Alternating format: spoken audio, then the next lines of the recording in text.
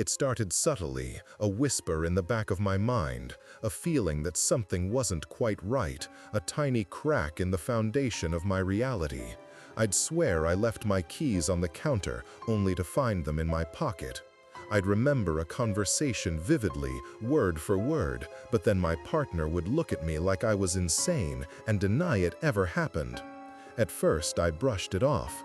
We all forget things, right? Our memories play tricks. But then the tricks became more elaborate, more frequent. It wasn't just misplaced objects or forgotten words anymore. It was entire events, entire days, blurring into a distorted mess. My own thoughts, my own perceptions began to feel like a foreign enemy. I started questioning everything.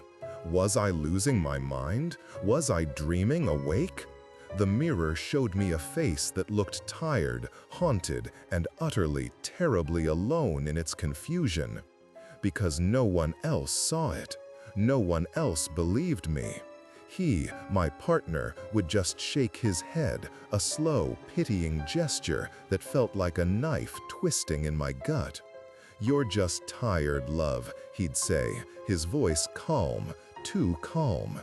His concern felt like a carefully constructed cage designed to trap my sanity.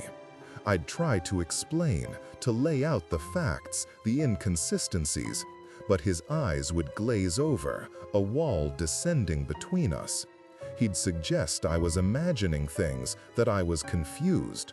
He started using phrases like, "Your imagination is really running wild," or "Are you sure you're remembering that correctly?" It wasn't just denial, it was an active invalidation of my experience, a systematic chipping away at my grip on reality. The small incidents escalated. I'd wake up to find a book I was reading not on my bedside table, but on the kitchen counter, open to a completely different page. A cherished photograph, left facing up, would be turned face down on the mantelpiece. When I'd ask him, he'd just shrug, genuinely bewildered, or sometimes, with a hint of exasperation, say, "It's always been there, sweetheart. You must have moved it yourself." But I knew I hadn't. I'm meticulously organized. These weren't random acts of forgetfulness. This felt deliberate, like someone was playing a cruel game, moving the pieces just enough to make me doubt my own perception, but not enough to be undeniably obvious. Sleep became a luxury I couldn't afford. Every night, I'd lie awake, staring at the ceiling, my mind replaying every conversation, every misplaced object, searching for a pattern. My body became a canvas of my terror. Constant headaches, a nervous tremor in my hands, a knot of ice in my stomach that never seemed to thaw. I started flinching at sudden noises, jumping at my own shadow. My reflection in the mirror showed a stranger, wide, bloodshot eyes, hollow cheeks, a perpetual frown. I stopped trusting my own senses. Was that sound really a floorboard creaking, or just the blood rushing in my ears? Was that faint metallic smell really there, or was my mind conjuring it? I started keeping notes, a desperate attempt to create an undeniable record. I'd write down where I left my keys, what I said, what time I went to bed. But even that felt futile. One morning, I found my hidden notebook out on my desk, open to a blank page. All my previous entries were gone, torn out, leaving only ragged edges. My heart hammered against my ribs, a frantic bird trying to escape its cage. I confronted him, my voice trembling with fear and rage. "My notebook, it's gone! Someone took out the pages!" He looked at me, a deep sigh escaping his lips. "Honey, you must have done it yourself. Maybe you were upset and don't remember." His tone was so gentle, so understanding, that for a split second, I almost believed him. Almost. That was the most terrifying part. The moments where his placid, concerned demeanor almost broke through my conviction. The moments where I actually considered that perhaps he was right, and I truly was losing my mind. But then a small, defiant voice would scream inside me, a primal instinct that refused to be silenced. I knew what I saw, what I heard, what I remembered. And I knew it was being twisted systematically, relentlessly. The world around me wasn't just subtly shifting, it was actively morphing like a dream I couldn't wake from, where the rules of reality were constantly rewritten by an unseen hand. I was trapped in a labyrinth of my own mind, and every path led deeper into the darkness. The fear wasn't just about what was happening, but about who was doing it. Was it him? Was it me? Or was it something far more sinister? Something that had found a way to puppet my perception, to make me a prisoner in my own skull. The thought alone was enough to make the air grow cold around me, to make me feel utterly, utterly hunted. I couldn't live like this anymore. The thought of being a puppet dancing to an invisible string pulled by an unknown hand was worse than any monster under the bed. I had to know, I had to prove it, not just to him, but to myself. My sanity depended on it. I started small. I'd place a tiny, almost invisible piece of thread across the crack of my bedroom door before I went to sleep. Every morning, my heart would pound as I checked. Sometimes it was there, intact, offering a fleeting moment of relief. Other times, it was gone or broken, a silent accusation that screamed through my veins. When I confronted him, he'd just chuckle, a soft, indulgent sound. "Honey, you're getting paranoid. Maybe the cat did it." Or you brushed against it without realizing. He'd say it with such conviction, such gentle amusement, that I'd almost doubt my own eyes. Almost. I tried other things. I'd carefully arrange a stack of books on my nightstand, placing a specific bookmark at a particular angle. I'd note the exact position of my toothbrush in its holder. These weren't just tests, they were desperate pleas to the universe, tiny anchors I hoped would hold me to reality. And every single time, without fail, something would be subtle, almost imperceptibly altered. The bookmark would be straight, the toothbrush slightly askew. When I brought it up, he'd meet my gaze with wide, innocent eyes. "Are you sure you didn't just move it yourself, love? You do tend to fidget when you're stressed." He'd even suggest I was experiencing false memories, a phrase he'd picked up from some psychology article, delivered with a concern that felt more like a calculated strike. The incidents grew bolder. One night, I woke to a faint scratching sound from the hallway. I lay frozen, my breath caught in my throat, listening. It stopped. My mind raced, conjuring images of him tiptoeing, placing some new insidious trap. The next morning, a small, intricate drawing I'd made, a deeply personal sketch I kept hidden in a locked drawer, was taped to the refrigerator. Not a word was said. When I asked him, my voice barely a whisper, if he'd seen it, he just shrugged. "Oh, that old thing. Must have fallen out. I just put it up for you." His casualness was a slap in the face. How could it have fallen out of a locked drawer? The sheer audacity, the blatant disregard for my intelligence sent a fresh wave of terror through me. He wasn't just manipulating my reality, he was openly mocking it. I started to feel like a lab rat, constantly observed, constantly tested. My home, once my sanctuary, became a cage with invisible bars. Every shadow seemed to hold a secret, every creak of the floorboards a judgment. I found myself whispering to myself, rehearsing explanations, trying to hold on to the fragments of my sanity. The mirror became my enemy, reflecting a stranger whose eyes held a desperate, haunted plea. My appetite vanished, replaced by a constant churn in my stomach.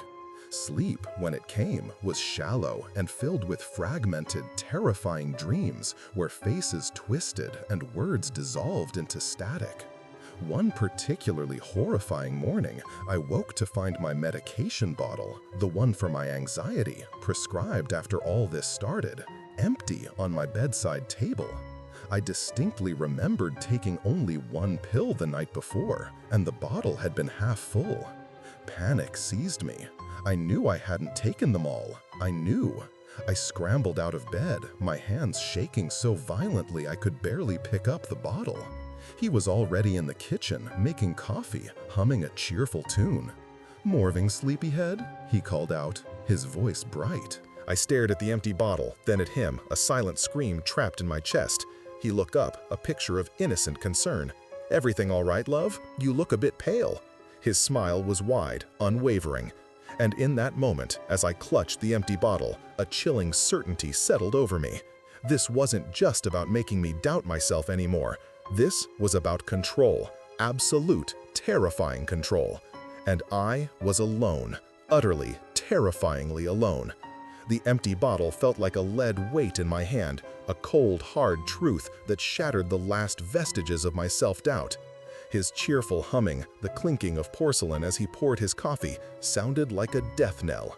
He wasn't just trying to make me think I was crazy, he was actively making me crazy, systematically dismantling my mind, pill by pill, memory by memory. My stomach lurched, a sickening wave of nausea washing over me. I couldn't speak, the words were stuck in my throat, choked by a terror so profound it felt like a physical hand squeezing my windpipe. I managed to drop the bottle back onto the nightstand, my fingers fumbling, before forcing myself to walk into the kitchen. "Coffee's ready, love," he said, turning from the counter, holding out a steaming mug. His eyes, usually so warm, now seemed to hold a flicker of something I couldn't quite place. Triumph? Calculation? I couldn't meet his gaze for long. My own eyes darted around the kitchen, searching for an escape route, a weapon, anything. But there was nothing. Just the familiar, comforting objects of our home, now twisted into instruments of my confinement. The window seemed too high, the door too far away. Every breath felt shallow, every beat of my heart a frantic drum against my ribs. I spent that day in a haze, a ghost in my own house. Every time he looked at me, every time he spoke, I felt a jolt of primal fear. I watched him, truly watched him, for the first time, and saw a stranger, a predator cloaked in familiarity. He seemed to move with an unnerving grace, his movements precise, his smile a little too wide, a little too fixed. He asked if I wanted to go for a walk, if I needed anything from the store. Each offer of kindness felt like a new thread in the web he was weaving around me, tighter and tighter. I mumbled excuses, retreated to the bedroom, and locked the door, leaning against it, listening to the muffled sounds of his presence downstairs. The silence felt heavier than any noise, pregnant with unspoken threats. My phone, I needed my phone. It was my only link to the outside world, my one hope. I remembered leaving it on the charger in the living room. Waiting until I heard the shower running, I crept out, my heart pounding so hard I thought he must hear it. The living room was empty, the charger cable dangling uselessly from the wall. My phone was gone. I searched frantically, my hands shaking, tearing through cushions, overturning books. Nothing. When he emerged from the shower, a towel around his waist, he found me on my hands and knees, hyperventilating, tears streaming down my face. "What's wrong, sweetheart?" he asked, his voice dripping with feigned concern. He knelt beside me, his hand reaching for my arm. I flinched away violently, scrambling backwards. He paused, his expression shifting from concern to a wounded bewilderment. "Your phone," I croaked, my voice raw. He sighed, a weary sound. "Honey, you left it in the car this morning, remember? You were listening to that podcast." He even recounted the name of the podcast, a detail that stabbed me with its insidious accuracy. "I put it on charge out there." He smiled gently, then added, You really need to start writing things, you know. Your memory, it's getting quite bad." He walked away, leaving me crumpled on the floor. I didn't remember leaving my phone in the car. I never listened to podcasts in the car. But the way he said it, the specific detail, the gentle concern in his voice, a tiny, insidious seed of doubt tried to sprout in my mind, even now, even after everything. That was the true horror. Even when I knew, absolutely knew, he was lying, a part of me, a small, fragile part, still wanted to believe him, still wanted to believe I was just confused. It was a battle I was losing, not against him, but against the insidious erosion of my own self, my own reality. I was drowning, and the water was my own mind. The water was rising, fast, and I was flailing, gasping for air that burned my lungs. But then, a flicker, a tiny, desperate spark in the suffocating darkness. My mind, even in its broken state, clawed for one last anchor. The old voice recorder. The one from college, hidden away in a box of childhood mementos tucked deep in the attic. An irrational, desperate hope surged through me. It was too flimsy, too impossible, but it was all I had left. I scrambled up, my legs wobbly, my head swimming. The stairs to the attic felt like a mountain, each step a monumental effort. Dust motes danced in the slivers of light from the grimy window like mocking spirits. The air was thick, heavy with the scent of forgotten things, a musty graveyard of memories. My heart hammered against my ribs, a frantic drumbeat in the oppressive silence. I pushed aside old trunks, boxes of faded photographs, my hands trembling. There, in the corner, under a moth-eaten quilt, was the battered cardboard box labeled Childhood Treasures. My fingers tore at the tape, ripping through the past. Inside, nestled amongst dried flowers and old letters, was Barnaby, my childhood teddy bear. His button eyes stared up at me, unblinking, holding a silent judgment. My hands, slick with sweat, fumbled for the rusty scissors I'd seen on a nearby shelf. I cut a ragged seam along Barnaby's back, stuffing spilling out like cotton guts. And there it was, small, gray, almost forgotten, the digital voice recorder. Its tiny red light blinked a silent promise, or a warning. I snatched it, clutching it like a lifeline, and stumbled back down the stairs, my eyes darting, listening, praying he wasn't nearby. I locked myself in the bathroom, the cold tile against my back a small comfort. My breath hitched in my throat as I pressed the play button. Static, then my own voice, faint and trembling. Day 17, keys on the counter. He said they were in my pocket. I know they weren't. My voice, so full of fear, so full of doubt. Entry after entry, a litany of gaslight moments, a desperate attempt to hold on to truth. I fast forward, my thumb aching, searching for something more, something definitive. And then it changed. Not my voice, his. Clear, calm, chillingly precise. It wasn't a conversation with me. It was him speaking to himself or to an unseen audience. She's starting to question things more vigorously now. The medication bottle was a nice touch, really pushed her to the edge. A pause, a soft chuckle, devoid of warmth. Her little notebook, a shame about those pages. She's so predictable, always looking for patterns. It makes it almost too easy. My blood ran cold, my ears roared. This wasn't just manipulation, this was a dissection. He had been recording his progress, documenting my descent into madness like a scientist observing a lab experiment. I heard him detail the placement of the bookmark, the repositioning of the toothbrush, the deliberate turning of the photograph. Each incident, each tiny crack in my reality was a carefully planned step in his horrifying game. He spoke of the podcasts, the car, the phone, a meticulous web of lies, rehearsed and executed with a surgeon's precision. She still clings to the idea of a physical escape, his voice continued, a low, pleased hum. But where will she go? No one believes her. No one will.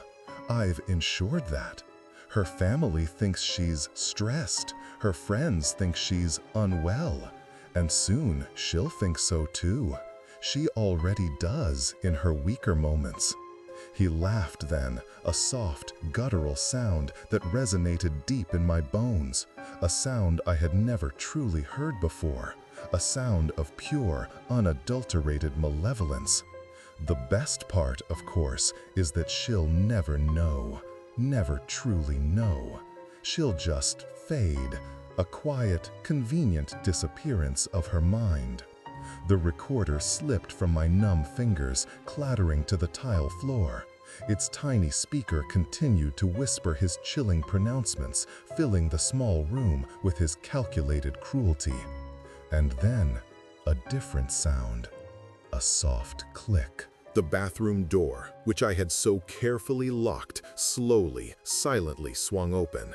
He stood there, framed in the doorway, a faint smile playing on his lips. His eyes, no longer feigning concern, were cold, utterly devoid of emotion, like shards of ice. He wasn't surprised, he wasn't angry. He simply looked at me, crumpled on the floor, the recorder at my feet, its red light still blinking, and his smile widened just a fraction. "Did you find what you were looking for, love?" he asked, his voice calm, too calm, echoing the very words I had just heard. It was not a question, it was a statement of absolute, terrifying control. And in his eyes, I saw not just my end, but the chilling realization that he had known all along. He had let me find it. He wanted me to know. He wanted me to understand, fully, completely, that I was trapped. Not just in this house, but in his game, in his mind. The air grew impossibly heavy, crushing the last vestiges of hope from my lungs. The silence that followed was the loudest, most terrifying sound I had ever heard. His words hung heavy and poisonous. The silence that followed wasn't empty, it was filled with the crushing weight of his victory, the cold, hard truth of my absolute defeat. I didn't answer. What was there to say? Every argument, every desperate plea for sanity had led to this. I was a puppet, and he had just shown me the strings, delighting in my horrified recognition. The world outside that bathroom door, the reality I'd fought to anchor myself to, felt impossibly distant. He didn't need to do anything. He just stood there, his smile widening, watching me. And I knew then that the true horror wasn't just his actions, but that he was right. No one believed me. My family thought I was stressed, my friends unwell. He had woven his narrative so meticulously, so patiently, that it had become the accepted truth for everyone. My reality had been rewritten. The voice recorder eventually ran out of battery, its red light fading, but his words, his chilling laughter, echoed endlessly in my mind. It's funny how even when you know the truth, the gaslighting doesn't just vanish. It leaves scars, deep and insidious, on your perception, on your very soul. You still question yourself, second-guess every memory, every feeling, even with undeniable proof of the betrayal. That's the real trap.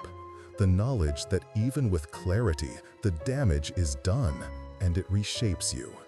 I still live here, or perhaps I haunt here, a ghost in my own life, moving through rooms that whisper his lies, eating meals prepared by hands that systematically dismantled my mind. He still smiles. He still asks if I'm feeling better. And sometimes, in the dark hours, I still catch the subtle shift of an object, just enough to make me wonder. Just enough to keep me from truly knowing what's real anymore. Have you ever looked into someone's eyes and seen a void where love used to be? Have you ever felt your own mind betray you, twisting your memories into a nightmare you can't escape? Because once your reality is stolen, sometimes you never truly get it back.